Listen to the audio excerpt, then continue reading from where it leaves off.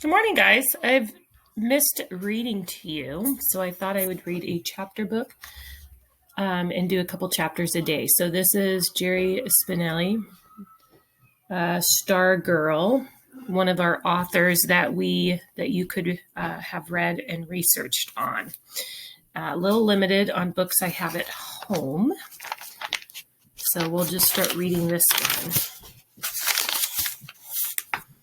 Here's the back of the cover as well, so you can see what it's about. It says porcupine necktie. Oh, I'm going to wear a different wig each day when I read too, because I'm sure you've missed it. When I was little, my Uncle Pete had a necktie with a porcupine painted on it. I thought that necktie was just about the neatest thing in the world. Uncle Pete would stand patiently before me while I ran my fingers over the silky surface, half expecting to be stuck by one of the quills. Once he let me wear it. I kept looking for one on my own, but I could never find it. When I was 12, when we moved from Pennsylvania to Arizona, when Uncle Pete came to say goodbye, he was wearing that tie.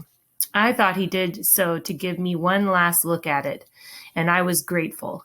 But then, with a dramatic flourish, he whipped off the tie and draped it around my neck. "It's yours," he said. "Going away present." I love that porcupine tie so much that I decided to start a collection. 2 years after we settled in Arizona, the number of ties in my collection was still one. Where do you find a porcupine necktie? In Micah, Arizona, or anywhere else for that matter? My 14th birthday, I read about myself in the local newspaper. The family section ran a regular feature about kids on their birthdays, and my mother had called in some info. The last sentence read, "As a hobby, Leo Borlaug collects porcupine neckties." Several days later, coming home from school, I found a plastic bag on our front step. Inside was a gift wrap package tied with yellow ribbon. The tag said, "Happy birthday."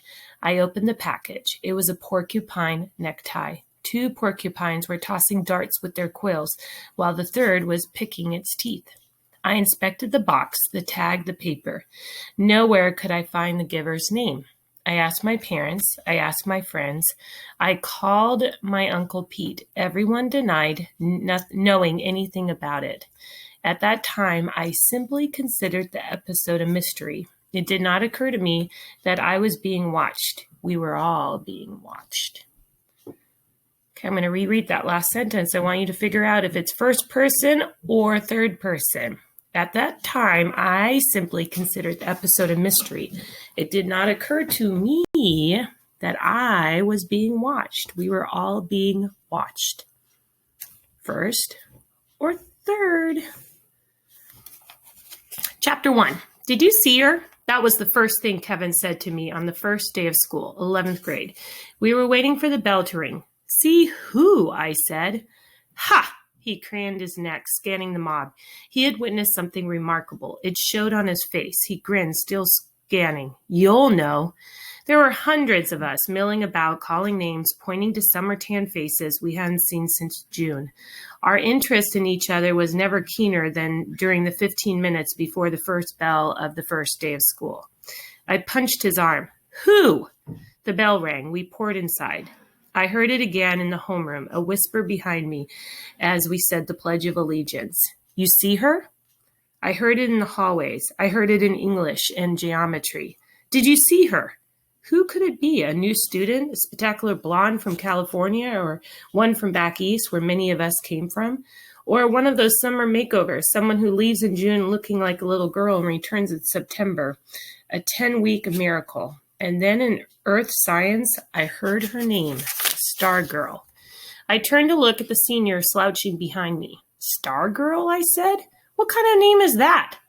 "That's it, Stargirl Caraway," she said it in homeroom. "Stargirl?" "Yeah." And then I saw her at lunch. She wore an off-white dress, so long it covered her shoes. It had ruffles around the neck and cuffs and looked like it could have been her great-grandmother's wedding gown.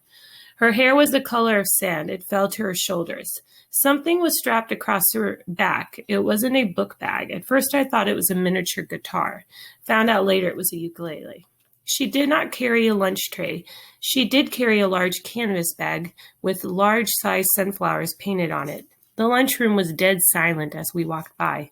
She stopped at an empty table, laid down her bag, slung the instrument strap over her chair, and sat down. She pulled a sandwich from her bag and started to eat. Half the lunchroom kept staring, half started buzzing. Kevin was grinning. "What did I tell you?" I nodded. "She's in 10th grade," he said. "I hear she's been homeschooled till now." "Maybe that explains it," I said. Her back was to us, so I couldn't see her face. No one sat with her, but at the next table to hers, kids were cramming two to a seat. She didn't seem to notice. She seemed marooned in the sea of staring, buzzing faces. Kevin was grinning. "You thinking what I'm thinking?" he said. I grinned back. I nodded. Hot Seat. Hot Seat was our in-school TV show. We had started it the year before. I was the producer and director. Kevin was an on-camera host. Each month he interviewed a student. So far, most of them had been honor student types, athletes, model citizens, noteworthy in the usual ways, but not especially interesting. Suddenly, Kevin's eye boggled. The girl was picking up her ukulele, and now she was strumming it, and now she was singing. Strumming away, bobbing her head and shoulders, singing. "I'm looking over a four-leaf clover, and I'm overlooked before." Stone silence all around. Then came the sound of a single person clapping.